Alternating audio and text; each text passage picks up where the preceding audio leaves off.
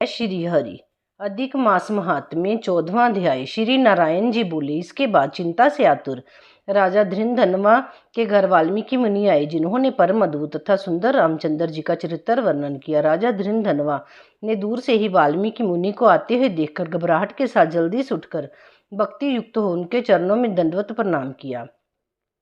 बलिभांति पूजा कर उत्तम आसन पर ऋषि को बैठाकर उन्होंने उनके चरणों को गोद में लेकर दोनों हाथों से धोया और उस चरणोदक को बड़े हर्ष के साथ शरीर से धारण कर शुक पक्षी की बात स्मरण करता हुआ राजा धृंधनवा ने मधुर वचन से यूं कहा। धृंधनवा बोले, हे भगवान, इस समय मैं कृतकृत्य हूँ, भाग्यवान हूँ, मेरा जन्म सफल हुआ। हे प्रभु, आज मेरा मनोरथ पूर्ण हुआ। आज आपके प्रत्यक्ष दर्शन से शास्त्रोदिकों के यथार्थ अर्थ का ज्ञान सफल हुआ। हे जगत के पावन करने वालों के पावन करने वाले, आज मैं अपने भाग्य का क्या वर्णन करूं। श्री नारायण जी बोले। इस तरह वाल्मीकि मुनि को कहकर वह राजा मौन हो गए। बाद वाल्मीकि मुनि उस राजा को विनय युक्त देखकर बड़े प्रसन्न हुए और जनता को आनंदित करते हुए बोले। वाल्मीकि मुनि बोले, हे नृपश्रेष्ठ, ठीक है, तुम में उक्त प्रकार की सब बातों का होना संभव है। हे राजन, तुम चिंता से आतुर क्यों हो? सो सब मन की बात कहो। ऐसा मालूम पड़ता है कि तुम्हारी कुछ कहने की इच्छा है, इसीलिए हे महामते उसे कहो। राजा धृंधनवा बोले, आपके चरण कमल की कृपा से हमेशा सुख है, परंतु हे विद्वान, हमारे हृदय में एक बड़ा संदेह है। वन में होने वाले शुक पक्षी के मुख से निकले हुए वान के समान उस वचन को दूर करें।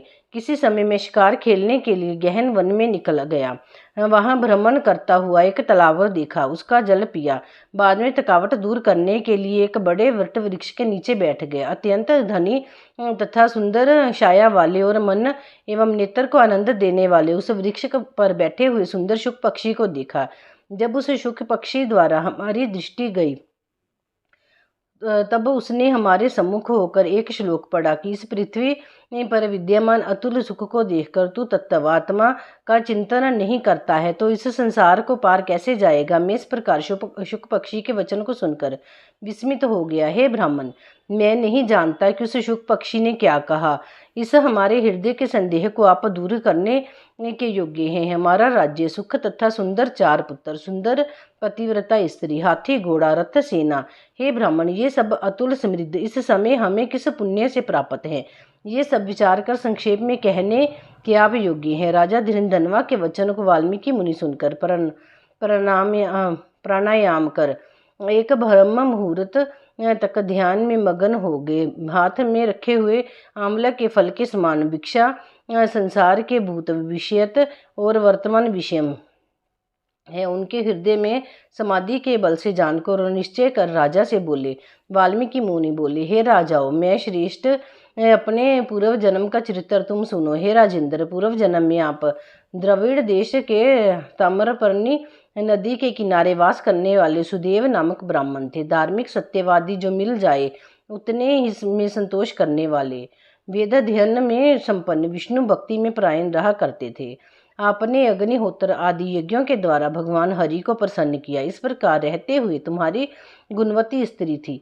वह गौतम ऋषि कोई सुंदर कन्या गौतमी नाम से प्रसिद्ध शंकर की सेवा में तत्पर पार्वती के समान तुम्हारी प्रेम से सेवा करती थी। गृहस्थ आश्रम धर्म में धर्म पूर्वक वास करते हुए बहुत समय बीत गया, परंतु तुम्हें कोई संतान नहीं हुई। एक दिन अपनी स्त्री से सेवित आसन पर बैठा हुआ दुखित ब्राह्मण गदगद स्वर से बोला, अय सुंदरी, संसार में पुत्र से बढ़कर दूसरा सुख नहीं है और तपदान से उत्पन्न पुण्य दूसरे लोक में सुख देने वाला होता है। शुद्ध वंश में होने वाली संतान इस लोक में तथा परलोक में कल्याण करने वाली होती है। उस श्रेष्ठ पुत्र के ना मिलने से मेरा जीवन निष्फल है।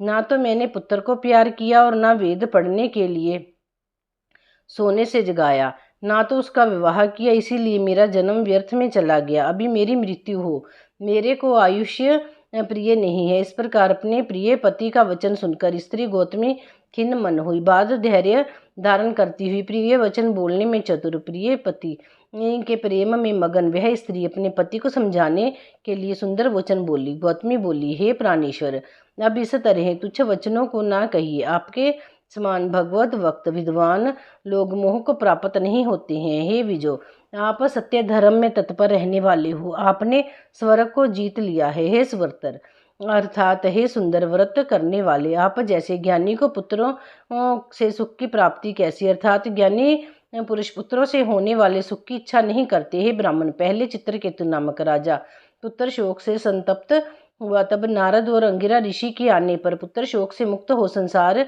से उद्धार को प्राप्त हुआ। इसी प्रकार राजा अंगवेन नामक दुष्ट पुत्र के कारण रात्रि के समय वन को चला गया। इसी तरह हे स्वामिन, आपको भी संताति दुख देने वाली होगी, फिर भी हे तपोधन, यदि आपको सत्यपुत्र की लालसा है तो प्रसन्नता से जगत के नाथ समस्त अर्थों के दाता हरि भगवान की आराधना करें। हे ब्राह्मण, पहले सांख्याचार्य करदम ऋषि ने जिनकी आराधना कर पुत्र को प्राप्त किया, जो कि पुत्र योगियों में श्रेष्ठ कपिल देव नाम से प्रसिद्ध हुआ। ब्राह्मण श्रेष्ठ इस प्रकार अपनी धर्म पत्नी के वचन सुनकर तथा निश्चय कर उस अपनी गौतमी स्त्री के साथ ताम्रपर्णी नदी के तट पर गया। वहां जाकर उस पवित्र तीर्थ में स्नान कर अत्यंत श्रेष्ठ तप करता भया 5 दिन के बाद सूखे पत्ते तथा जल का आहार करता था। इस प्रकार तप करते उस तपोनिधि सुदेव ब्राह्मण को 4000 वर्ष व्यतीत हो गए। हे ब्राह्मण, इसके उस तपस्या से तीनों लोग कांप उठे। भक्त वत्सल भगवान उस सुदेव ब्राह्मण के अत्यंत उग्र तपस्या को देखकर जल्द से गरुड़ पर सवार होकर प्रकट हुए। श्री नारायण बोले, नवीन मेघ के समान जगत की रक्षा करने में समर्थ 4 भुजा वाले प्रसन्न मुख मुरारी को देखकर सुदेव शर्मा ब्राह्मण हर्ष के साथ मुकुंद भगवान को साष्टांग प्रणाम करता हुआ बोला। इति ब्रह्म नारदीय पुराण पुरुषोत्तम मास महात्म्य 14वां अध्याय। पुरुषोत्तम मास महात्म्य 15वां अध्याय। श्री नारायण बोले, नारद सुदेव शर्मा ब्राह्मण हाथ जोड़कर गदगद स्वर से भक्त वत्सल श्री सुखदेव जी की स्तुति करता हुआ बोला, हे देव, हे देवेश, हे त्रिलोकीय को अभय देने वाले, हे प्रभु, आपको नमस्कार है। हे सर्वेश्वर, आपको नमस्कार है। मैं आपकी शरण में आया हूँ। हे परमेश्वर, हे शरणागत वत्सल, मेरी रक्षा करो। हे जगत के समस्त प्राणियों से नमस्कार किए जाने वाले, हे शरण में आए हुए लोगों के भय का नाश करने वाले, आपको नमस्कार है।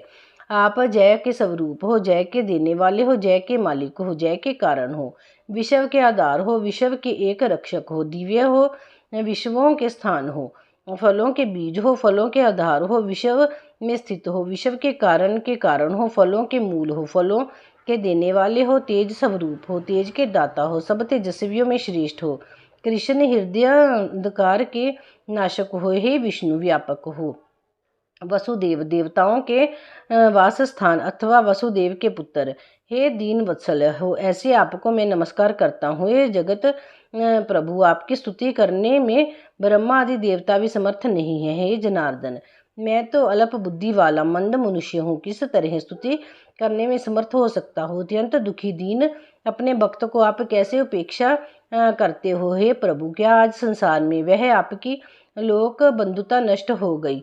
वाल्मीकि ऋषि बोले, सुदेव शर्मा ब्राह्मण इस प्रकार विष्णु भगवान की स्तुति कर हरि के सामने खड़ा हो गया। हरि भगवान उसके वचन सुनकर मेघ के समान गंभीर वचन बोले। श्री हरि बोले, हे वत्स, तुमने जो तप किया वह बहुत अच्छी तरह से किया। हे महाप्राग, हे तपोधन, क्या चाहते हो सो मुझसे कहो। तुम्हारे तप से प्रसन्न मैं उस वर को तुम्हारे लिए दूंगा, क्योंकि आज के पहले ऐसा बड़ा भारी कर्म किसी ने भी नहीं किया है। उस देव शर्मा बोले, हे नाथ, हे दीन बंधु, हे दयानिधि, यदि आप प्रसन्न हो तो हे विष्णु, हे पुराण पुरुषोत्तम, कृपा कर आप मेरे लिए सुपुत्र दीजिए। हे हरे, पुत्र के बिना सुना यह गृहस्थ आश्रम धर्म मुझको प्रिय नहीं लगता। इस प्रकार हरि भगवान सुदेव शर्मा ब्राह्मण के वचन को सुनकर बोले।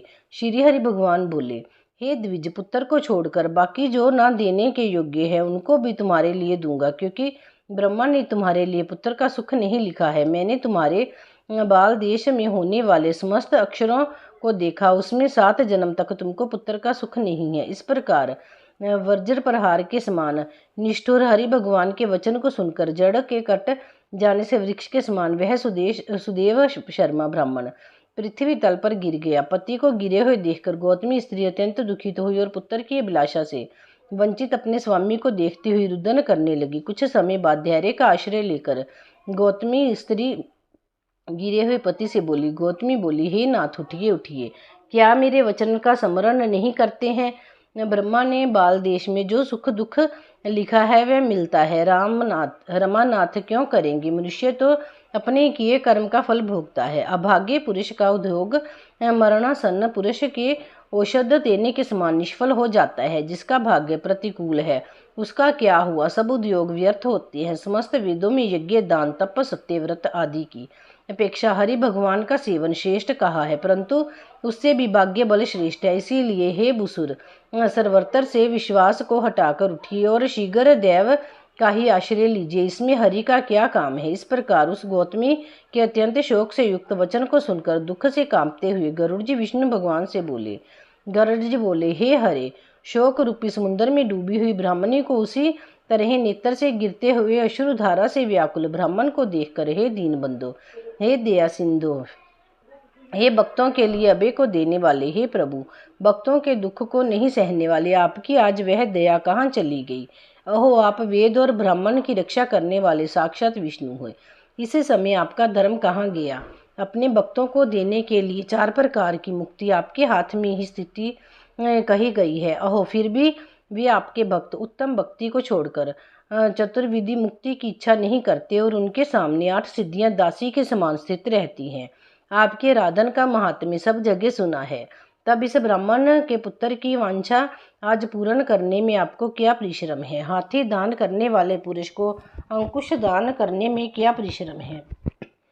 अब आज से कोई भी आपके चरण कमल की सेवा नहीं करेगा। जो पुरुष भाग्य में होता है वही निश्चय रूप से प्राप्त होता है। इस बात की प्रथा आज से संसार में चल पड़ी है और आपकी भक्ति रसातल को चली गई, अर्थात लुप्त हो गई। हे नाथ, आप करने तथा ना करने में स्वतंत्र हैं। यह आपका सामर्थ्य सर्वत्र विख्यात है। आज वह सामर्थ्य इस ब्राह्मण को पुत्र प्रदान ना करने से नष्ट होता है। इसलिए आप इस ब्राह्मण के लिए अवश्य एक पुत्र प्रदान कीजिए। सुदामा ब्राह्मण ने अपनी आराधना कर उत्तम वैभव को प्राप्त किया। आपकी कृपा से सांदीपनि गुरु ने मृत पुत्र को प्राप्त किया। इन कारणों से पुत्र की लालसा करने वाले ये दोनों स्त्री पुरुष आपकी शरण में आए हैं। श्री नारायण बोले। इस प्रकार विष्णु भगवान अमृत के समान गरुड़ के वचन को सुनकर गरुड़ जी से बोले, हे पक्षीवर, हे वैन्त्य, इस ब्राह्मण की विलासित एक पुत्र शीघ्र दीजिए। इस प्रकार आपके अनुकूल हरि भगवान के वचन सुनकर गरुड़ जी ने अत्यंत प्रसन्नचित होकर उस पृथ्वी के देवता दुखित ब्राह्मण के लिए अनुरूप सुंदर पुत्र को जल्दी से दे दिया। इति ब्रह्म नारदीय पुराण पुरुषोत्तम मास महात्म्य 15वां अध्याय समाप्त। जय श्री हरि, जय श्री हरि, जय श्री हरि।